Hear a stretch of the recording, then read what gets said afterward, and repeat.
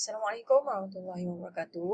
Baiklah, hari ini saya akan menunjukkan cara untuk mencari data menggunakan ikon daripada komputer anda. Pada video yang sebelum ni saya dah tunjukkan cara bagaimana untuk install ikon ni, dan juga saya dah buka dah dekat saya punya Excel ni. Kalau anda perasan, ini adalah Thomson Reuters Excel. Kalau saya tak pasti, dekat bahagian komputer file tu, bila saya type ikon, dia akan keluar macam ni lah. Thomson Reuters icon Microsoft Excel. Okay, so dia ada icon kat situ, nampak. Bila buka, dia sedikit paparan dia macam Microsoft Excel tu, cuma dia dah built in lah.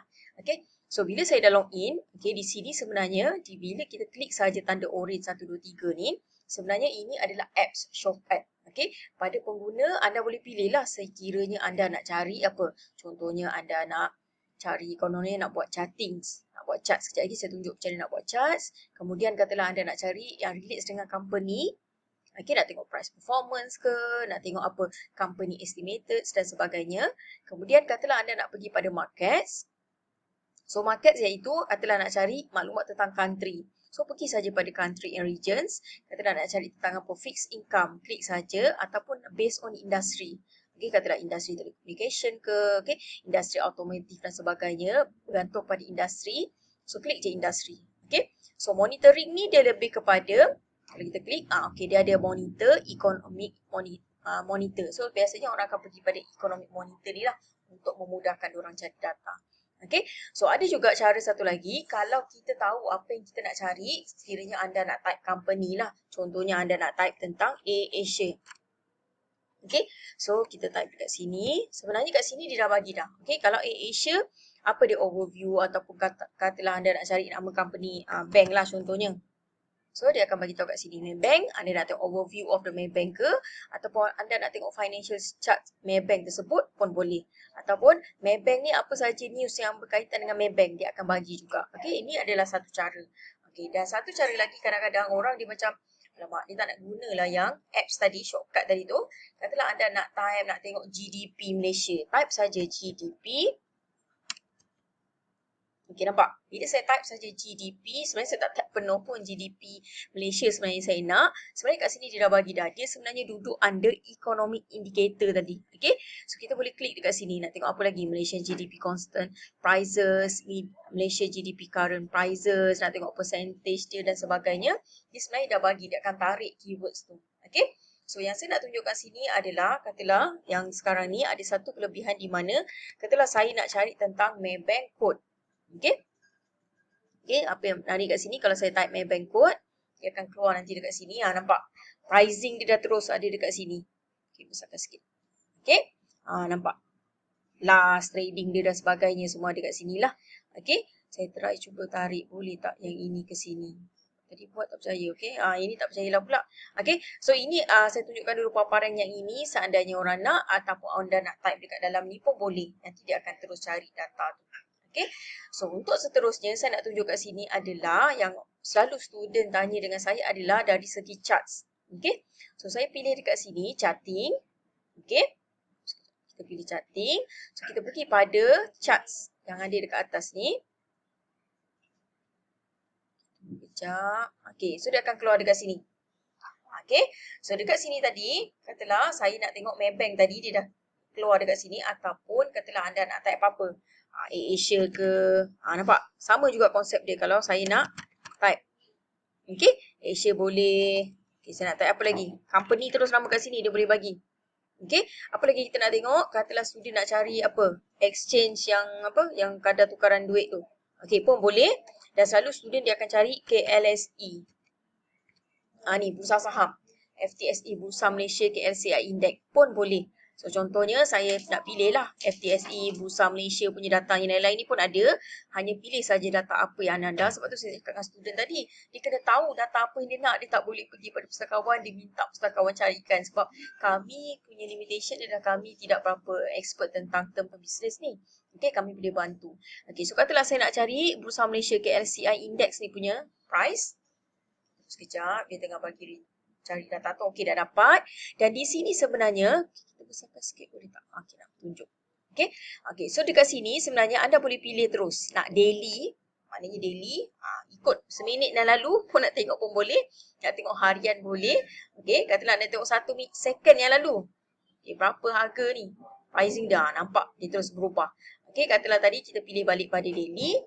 Okey, dia dah berubah kat situ. Okey, dan range ni adalah data tu dia nak apa? Today ke, minggu ni ke, bulan ni ke, 5 hari ke, boleh pilih di sini. Okey, untuk icon ni biasanya dia boleh dapat 20 tahun lah ke belakang. Okey, nak custom pun boleh. Custom maknanya dia tahulah. Okey, dia ada date, range ke dan sebagainya. Okey, pun boleh. Saya tutup dulu.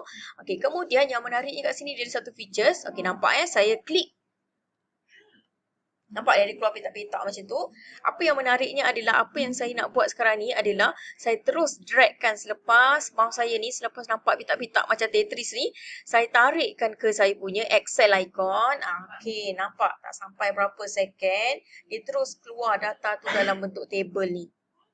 Okey, so simple sajalah. Okey, maknanya anda tak payah nak type ke, nak pening-pening nak cari data tu. Okey, so kita buka balik kat sini. Okey. So charts ni sebenarnya boleh ubah, nak charts tu nak ubah macam mana, dan semua tu terpulang pada user tu lah apa yang dia nak. Okay. Macam ni ada analisis, nak ubah apa-apa lagi. Okay, kemudian apa yang menariknya dekat sini adalah, okay, yang saya nak buat kat sini adalah, okay, saya buat dekat sheet yang lain lah untuk tunjukkan Okay.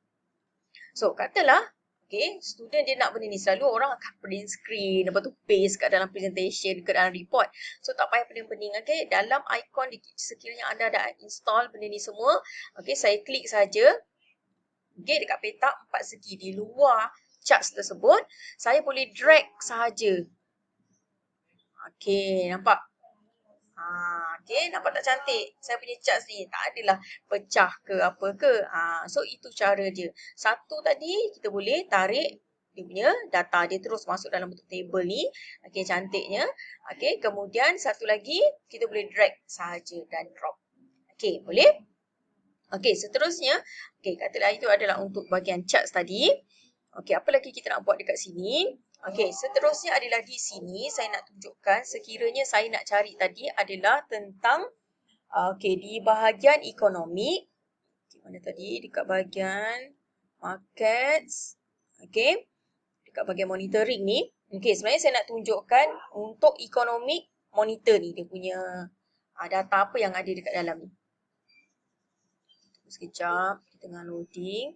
So, dekat economic monitor ni yang bagusnya adalah dia akan bagi tahu semua event-event yang relate dengan economic sebenarnya. So, dekat sini kita nampak lah, dia ada annual GDP. Ni ada lambang country, ada lambang negara-negara tersebut lah. Dan ini adalah indikator series apa. Contoh CPI, monetary policy rate dan sebagainya.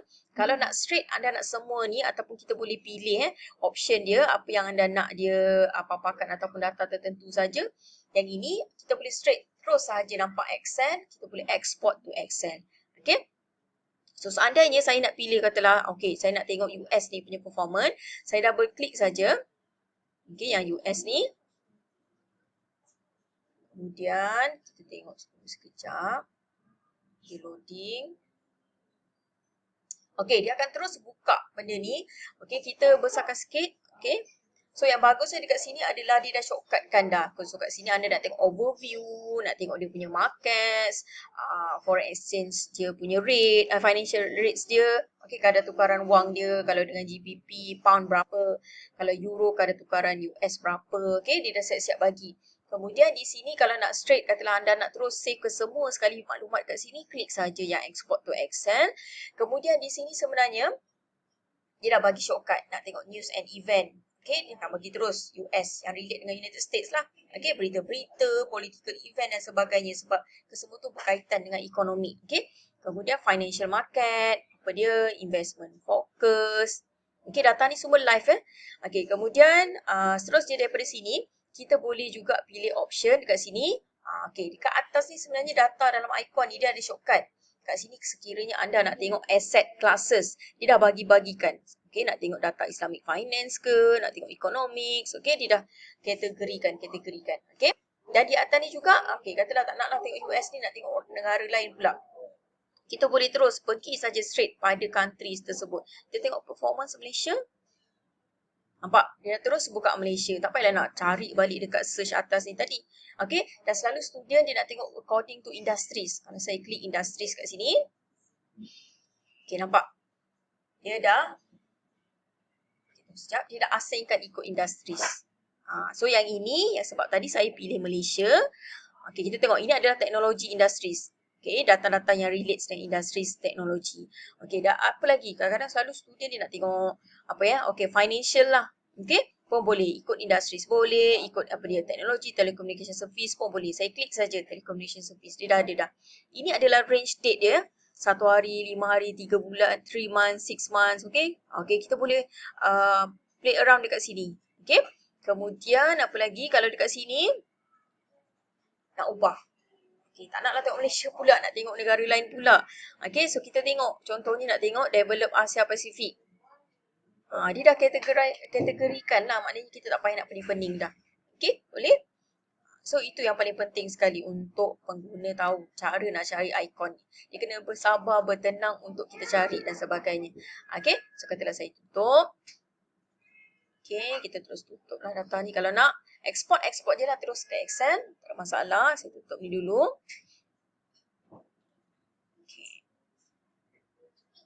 Okay, seterusnya adalah apa lagi yang kita boleh cari kat sini adalah okay, apa yang student selalunya dia nak juga dekat sini adalah katalah nak cari currency tadi. Okay, sebenarnya dekat sini kita dah boleh tengok dah. Dia dah bagi dah keywords currency exchange dan sebagainya. Boleh ataupun saya type MYR. Malaysia Ringgit. So senang. Maknanya kita tahulah kita nak tengok Malaysia Ringgit. Sekejap. Kita tengah loading.